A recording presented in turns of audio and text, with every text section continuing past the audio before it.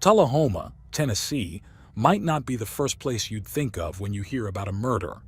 Yet, in the early morning hours of July 2, 2012, a shocking scene unfolded. Around 1:30 a.m., investigators stumbled upon a fire on the side of a secluded road. What they initially thought was a simple blaze turned out to be something far more horrifying: the burning body of a young woman. As soon as the fire was put out, the clues started to add up. They found a woman with star tattoos behind her ears, wearing what remained of a nursing school shirt. She appeared to be in her 20s and was found without clothes from the waist down. The fire had intensely burned her pelvic area, hinting at a sinister act of violence.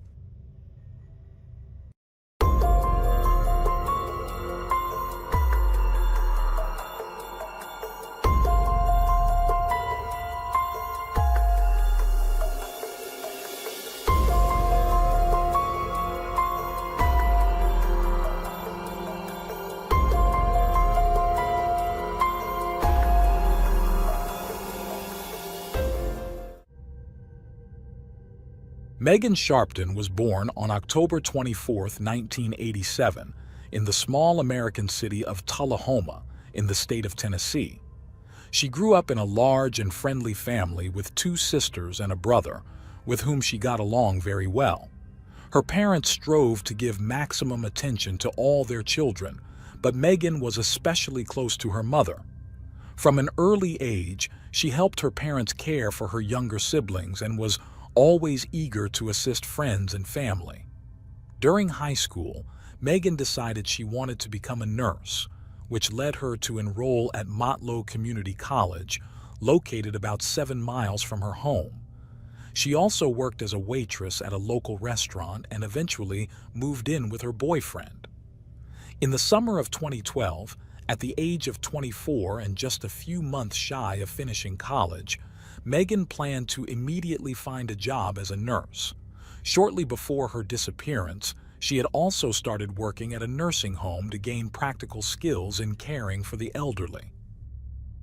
Despite her busy life, Megan tried to see her family whenever she could. On July 1st, her sister, who lived in another city, came home, and Megan promised to meet with her. However, that evening, Megan called her mother to say she would be delayed. She had been offered an interesting job opportunity and had arranged an interview for that night. She was excited about this opportunity and promised her mother that she would visit her as soon as the interview was over. According to her, the job involved taking care of an elderly woman. As time passed, there was no word from Megan. She did not respond to messages or calls. Her parents began to worry. They contacted her boyfriend, but he also did not know where Megan was and was unaware of any interview. Despite this, the parents decided not to panic and waited for their daughter to get in touch. At 24, with her schedule packed between her studies and 2 jobs, it was possible she was just busy, but Megan did not show up the next day. Meanwhile, in a remote area several kilometers from the city, around 1:30 a.m., a group of teenagers saw a fire in a field. Given the very hot summer, they thought wildfires might have spread to the grass. They immediately called the firefighters, who arrived at the scene to find an unexpected turn of events. Shortly after beginning to extinguish the flames, they discovered a body at the center of the fire. Once the fire was fully extinguished and the police arrived, they realized they were looking at a dead girl. It was clear that a murder had taken place. However, detectives could not establish the victim's identity immediately, as she had no documents, wallet, or phone with her. Due to the effects of the fire, the features were unrecognizable. The only clues available to detectives were 2 small star-shaped tattoos. The investigation at the crime scene led to the conclusion that the girl was dead before the fire started. The victim suffered a serious head injury that appeared to be fatal. Yet, no clues pointing to the presence of the killer were found. The victim was partially dressed, and from her shirt, the police deduced that the girl might have been a nurse. They also found that there were no missing person reports matching her description, which complicated the identification process. However, news quickly spread throughout the small town. Megan's mother saw a social media post about a young woman found dead in a field with 2 star-shaped tattoos and realized with horror that it was her daughter. Medical examiners eventually confirmed that the deceased was indeed Megan Sharpton. They determined that the cause of death was a bullet wound to the back of the head, supporting the police's theory that she was already dead at the time of the fire. Furthermore, she was killed elsewhere and her body was then moved to the field. She had also been subjected to violence prior to her death, and the experts were able to extract a DNA sample of the criminal. The DNA was immediately checked against the national database, but there were no matches. The detectives began by searching for Megan's car, a red Mustang. She had worked at a restaurant that night and had left in her vehicle. The car was nowhere to be found, indicating that the killer might have taken it somewhere that could yield crucial evidence.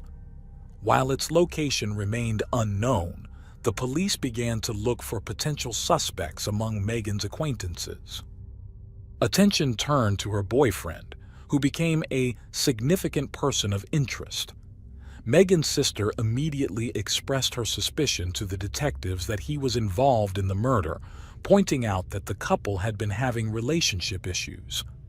Megan had been with him for 3 years, part of which they spent living together in an apartment they shared with another roommate, but he denied any involvement in the incident.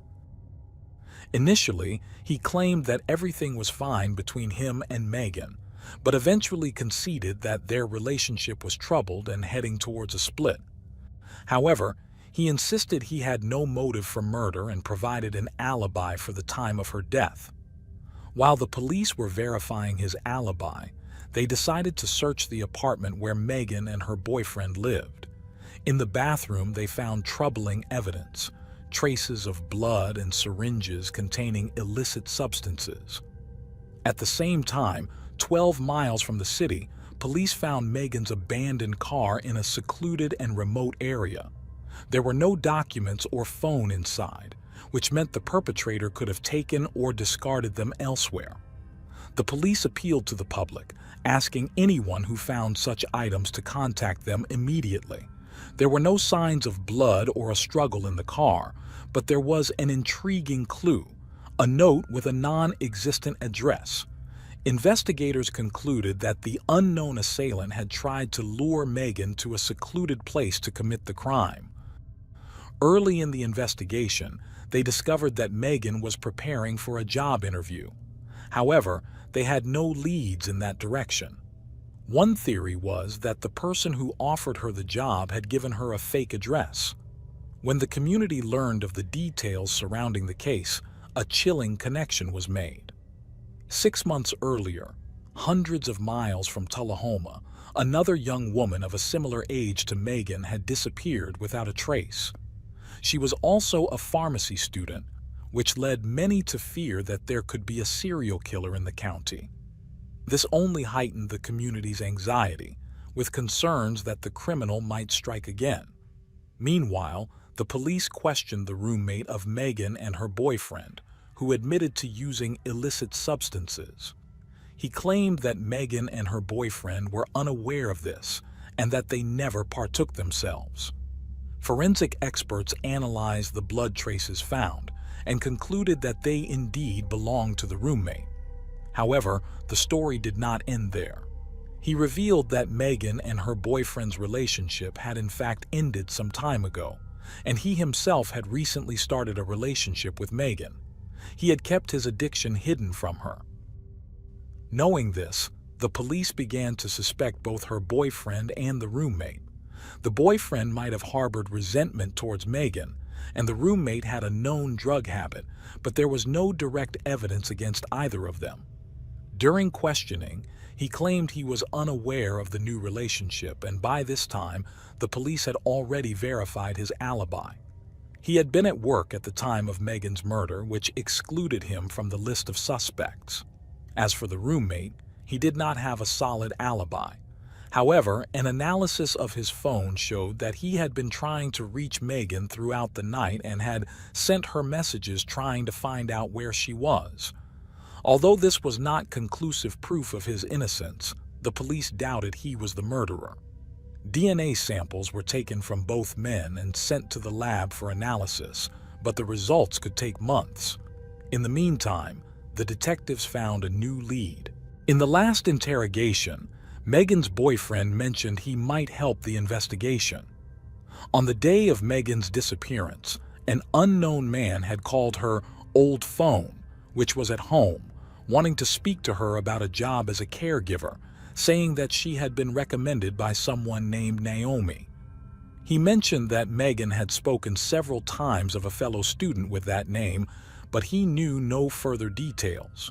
Police began searching among the students at Motlow College and soon found a student by that name. When detectives obtained her address, Naomi was not at home. Neighbors provided Naomi's phone number to the police. Naomi was surprised by the police call and claimed she barely knew Megan, having only met her in a few classes and never speaking much. Naomi insisted that she had not recommended Megan for any job and that Megan had bothered her, so she certainly wouldn't have helped her. The police were disappointed that this promising lead didn't yield further information, but they still had more substantial evidence to consider.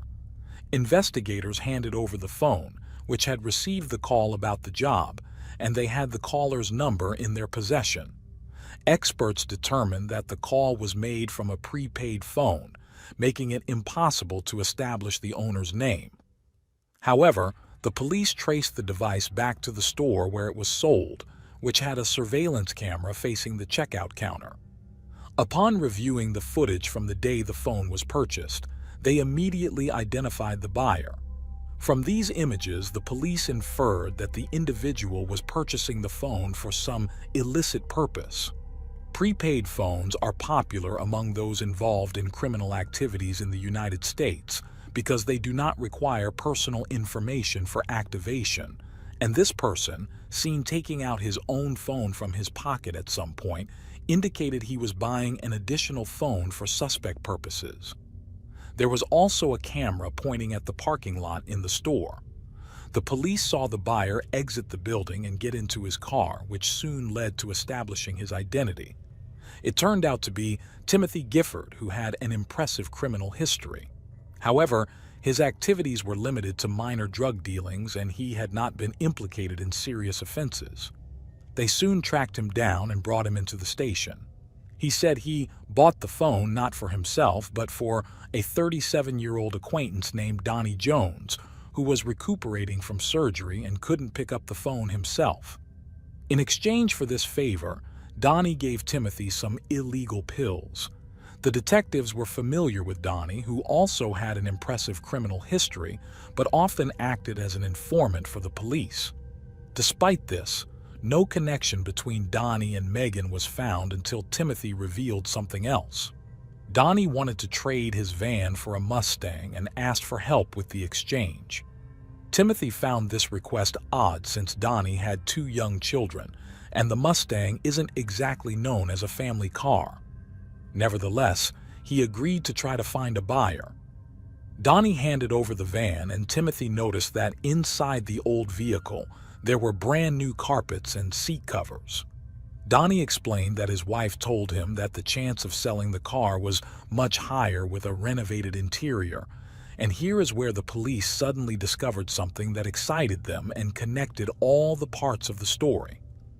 Donnie turned out to be the husband of Naomi, the same woman who supposedly recommended Megan for the job. At that point, the detectives realized they were getting closer to a solution. Unfortunately for them, the man's DNA was not in the database because he had not been convicted of violent crimes. They immediately went to Donnie and Naomi's house to talk to them. At first, the man said he did not know Megan, but after a few minutes he mentioned that he had driven her and Naomi to college several times. This seemed odd compared to Naomi's statements a week earlier. At that time, she claimed that she barely knew Megan and that they hardly spoke and did not get along in general. However, During a second conversation, the woman finally admitted that her husband indeed had driven Megan occasionally. However, Donnie firmly insisted on his innocence. According to him, on the night of the murder, he was at home with his children, allowed the police to search his home without a warrant, and voluntarily provided a DNA sample. He also denied having asked Timothy to buy a prepaid phone for him. In the house, the police found no clues and could only wait for the DNA test results, which could also take months. By then, 2 months had passed since the murder. Megan's parents received her nursing diploma posthumously. People hoped the police would capture the heartless monster as soon as possible, someone who could kill again at any moment. Finally, the laboratory results showed a complete match between Donnie's DNA and the sample found on Megan's body. He was immediately taken to the station, but he continued to insist on his innocence. Upon learning about the DNA match, he changed his story and told detectives that he and Megan had a secret relationship that he had hidden from his wife. According to him, that was why he hadn't mentioned it before. The police considered his story to be obviously fabricated, but they had to release him since there was no concrete evidence other than the DNA, and it was impossible to find 100% proof that would refute Donnie's words. Thus, the detectives were almost certain that the man was the killer, but they needed more evidence. Although they couldn't charge him with murder, they managed to detain him. During a search of his car, they found a firearm he was not allowed to possess due to his criminal record. While in custody, the police had time to look for more evidence. They didn't have to worry about Donnie attacking someone else or escaping. Soon, experts determined that Megan was shot with a weapon of the same caliber as Donnie's rifle. The detectives obtained a warrant to track his phone and check his movements on the night of Megan's murder. They compared those data with the movements of a prepaid phone that Donnie supposedly never owned. Here, the police had a significant breakthrough. The prepaid phone was close to Donnie's phone and followed the same route on the night of the crime. The detectives identified several key locations where Megan was supposedly abducted, where she was killed, and the field where her body was found. At all these locations, both phones were in proximity. Donnie's family owned several farms around Tullahoma. According to the investigation, after abducting her, Donnie took Megan to one of them, subjected her to violence, and killed her. The detectives obtained a search warrant and found a significant clue, a partially burnt bandana that turned out to belong to Megan. Her sister had given her that item. This evidence, combined with Megan's clothing and the DNA match, was enough to bring the case to trial. On November 5th, Donnie was charged with murder. At the trial, new details emerged that only strengthened the case against him. Reviewing his phone, experts discovered many interesting things. It turned out that Donnie had attempted several times to contact other women, offering them jobs as caregivers, but all those attempts failed. According to the investigation's version, Donnie found Megan's phone number on his wife's contact list. He contacted her, telling her that Naomi had recommended her as a caregiver. She agreed, and the man gave her a non-existent address, leading her to a remote location.